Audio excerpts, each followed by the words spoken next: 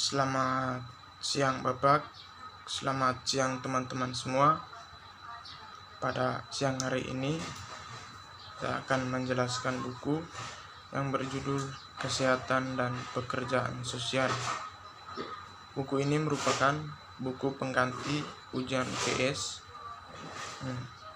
Sebelum saya menjelaskan isi buku ini, terlebih dahulu saya akan memperkenalkan nama saya.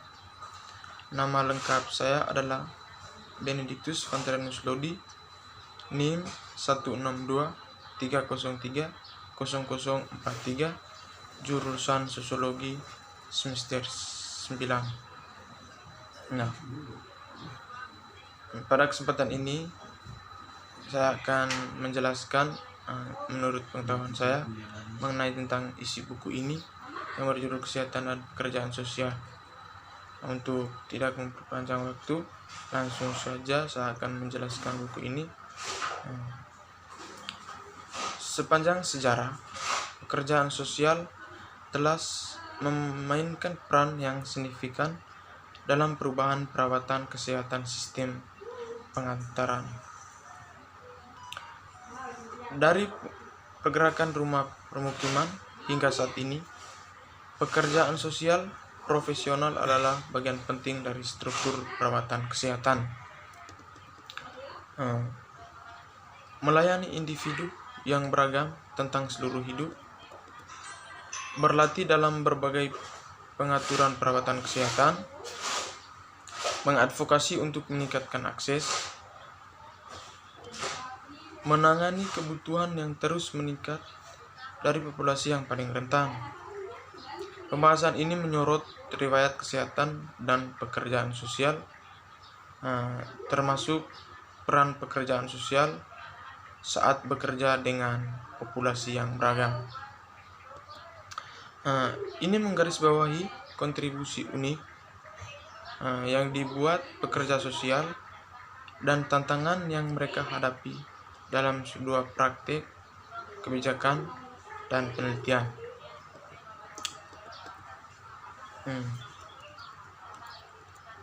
Selama dekade terakhir, sistem perawatan kesehatan di Amerika Serikat telah mengalami perubahan substansial, seringkali didorong oleh kebutuhan untuk meningkatkan kualitas perawatan, mengacu kenaikan biaya, meningkatkan akses, dan meningkatkan hasil perawatan kesehatan. Penyimpangan sosial dan kesehatan dapat ditelusuri kembali ke masa istabihan, miskin hukum, terus organisasi amal berbasis gereja dan sekuler terus mengenali cara-cara untuk mengatasi masalah kemiskinan dan imigrasi. Pendekatan ilmiah untuk amal mengarah ke investigasi dan pendaftaran untuk individu yang membutuhkan amal.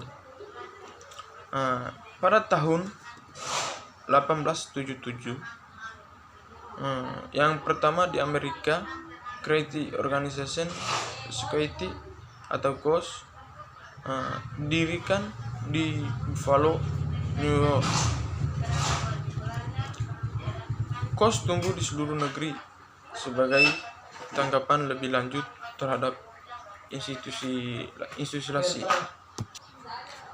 Pemindahan pemukiman difokuskan pada reformasi sosial dan penyebab kemiskinan lingkungan. Berdasarkan Ritner, tujuannya adalah untuk menjembatani kesejahteraan, kesenjangan antara kelas dan ras, untuk menghilangkan sumber-sumber kesusahan, dan untuk meningkatkan kehidupan perkotaan dan kondisi kerja. pada tahun 1889, Jane Amnes dan Ellen Gattestar menjadi pusat keterlibatan sipil dan sosial, penelitian, dan advokasi untuk kesehatan dan kesejahteraan produk yang dipengaruhi oleh kondisi kawasan industri di kota London pada tahun 1995. Pada tahun 1893, Lillian Walt mendirikan Henry Street Settlement, rumah pemukiman pertama di New York. Keterlibatan pekerjaan sosial dalam kesehatan masyarakat juga ditelusuri kembali tentang hak ekonomi, sosial, budaya yang mengatakan bahwa setiap orang memiliki hak menuju kenikmatan standar fisik dan mental tertinggi yang dapat dicapai kesehatan. Serta dalam Deklarasi Amerika tentang hak dan kewajiban manusia. Pada saat Amerika Serikat didirikan, ia memiliki sistem penyediaan yang stabil dan dapat diterapkan, mendirikan ulang Hull House di Chicago, perawatan medis dan sosial yang diperlukan servis itu ditegaskan kembali dalam pasal 12 Kovenant Internasional tentang hak ekonomi, sosial dan budaya yang menyatakan bahwa setiap orang memiliki hak menuju kenikmatan standar fisik dan mental tertinggi yang dapat dicapai kesehatan, serta dalam Deklarasi Amerika tentang hak dan kewajiban manusia. Pada saat ini, Amerika Serikat didirikan memiliki sistem penyediaan yang stabil dan dapat diterapkan oleh orang miskin yang bergantung di tempat dan beroperasi. Sistem ini didasarkan pada nilai Yudeo dan Christian Paul. Tentang penjajahan dianggap sangat serius. Dasar hukumannya adalah sistem yang telah dikembangkan di Inggris selama lebih dari 1 abad. Itu tetap trial dan error. Lanjutannya pada tahun 1820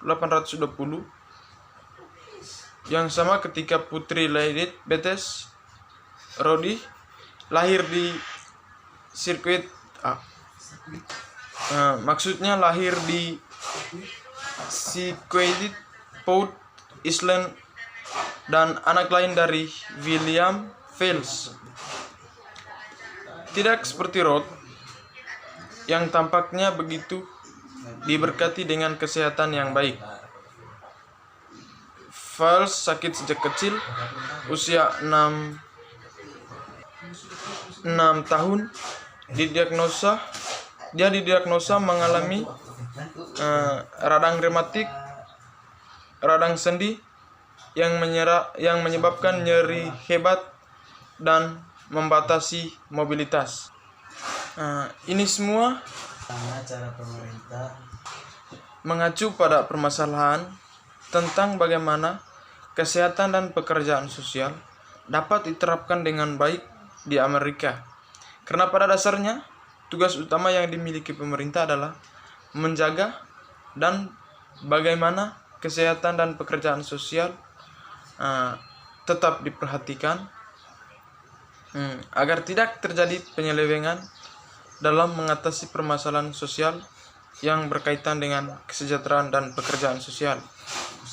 Ini semua membutuhkan waktu yang lama, di mana agar kesehatan dan pekerjaan sosial ini dapat diatasi oleh pemerintahan agar semuanya bisa berjalan dengan baik dan sesuai dengan kesepakatan bersama. Demikian saja yang dapat saya jelaskan tentang isi buku ini. Semoga apa yang saya jelaskan ini dapat bermanfaat bagi kita semua, dan sekian dan terima kasih.